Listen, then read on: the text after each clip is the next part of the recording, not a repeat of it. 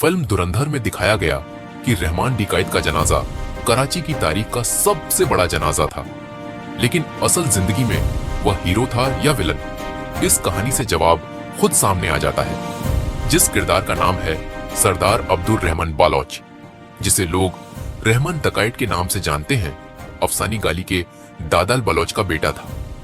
उसके पिता को इकबाल उर्फ बाबू डकैत ने मार दिया था।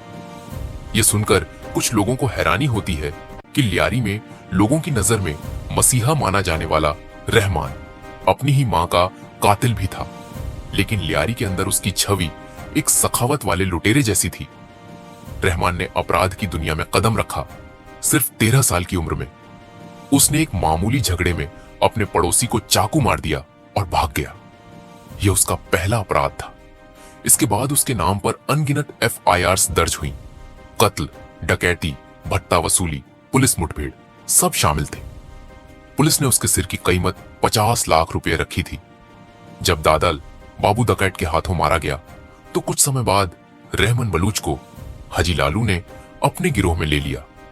यह बिल्कुल फिल्मों जैसा था, जहां विलन पीड़ित के दर्द से खेलकर उसे अपने साथ मिला लेता है। लेकिन एक बात इस सोच को तोड़ देती है। हाजी लालू का रिश्ता रहमान से इतना गहरा था कि हाजी लालू के बेटे यासिर अराफात और रहमान बलूच दोनों की शादी कोलीमार के सेथ यूसुफ की बेटियों से हुई। यही वो दौर था जब रहमान डकैत खतरों का खिलाड़ी बनकर सामने आया। हाजी लालू के ग्रुप में रहमान, अरशद पप्पू और यासिर अराफत मिलकर ऐसे अपराध करते थे जिनकी किसी को कल्पना भी नहीं थी। कुछ समय तक साझेदारी चली, फिर एक घटना ने उन्हें हमेशा के लिए अलग कर दिया।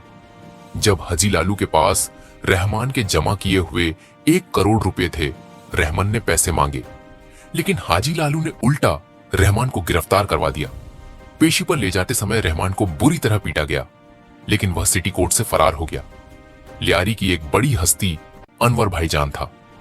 अरशद पप्पू और अनवर की दुश्मनी बढ़ती गई। एक दिन हब चौकी के पास पापू ने रहमान के चाचा को गोली मारने से पहले फोन पर सिर्फ इतना कहा, सुन मेरी बात, और फिर उसे गोलियों से छलनी कर दिया। इसके बाद पापू के ग्रुप ने रहमान के कारोबार को भी लगातार निशाना बनाना शुरू कर दिया। रहमान मजबूर हो गया और लियारी छोड़कर बलूचिस्तान भागना पड़ा।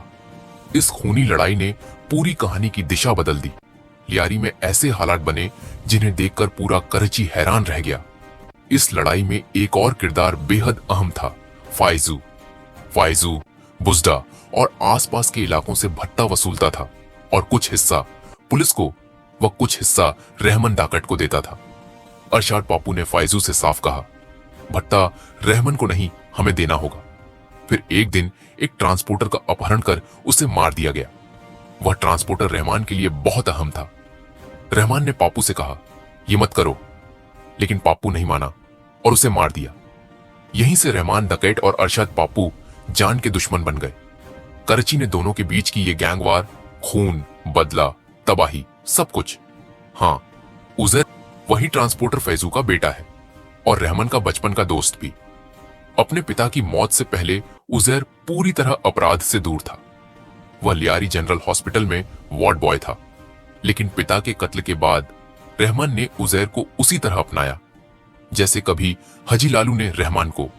रहमान डकैत की ताकत बढ़ती जा रही थी। वजह थी सियासी सरपरस्ती। कहा जाता है कि 18 अक्टूबर को बेनाजिर भुट्टो पर हमला हुआ तो रहमान उनका सिक्योरिटी ऑफिसर था। उसी ने बेनाजिर को कार से निकाला और बिलावल हाउस पहुंचाया।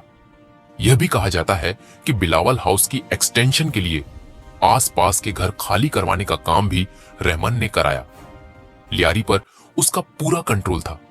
कौन काउंसिलर बनेगा, कौन नाजिम बनेगा, सब रहमान तय करता था। जब PPP ने चुनाव लड़वाए, उनके उम्मीदवार हार गए, लेकिन रहमान के समर्थक जीत गए। PPP को एहसास हो गया रहमान लियारी पर काबिज है, इसे हटाना ही होगा। और यहां एंट्री होती है उस अफसर की जिसके नाम से बदमाश कांपते थे, SSP चौधरी असलम।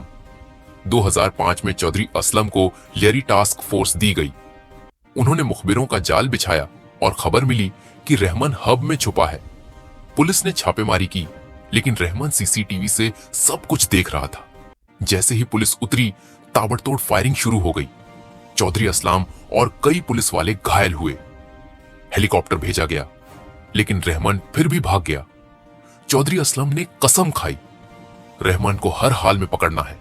2006 में रहमान को क्वेटा टाउन से पकड़ा गया और कराची लाया गया। उसे गार्डन हेडक्वार्टर्स में रखा गया और वहां उससे सख्त पूछताछ हुई। रहमान ने अपने सारे अपराध कबूल किए, वीडियो भी बनी, लेकिन गिरफ्तारी ऑफिशियली दर्ज नहीं की गई। फिर अगस्त में रहमान ने 5 करोड़ रुपए रिश्वत देकर दोबारा फरार हो गया।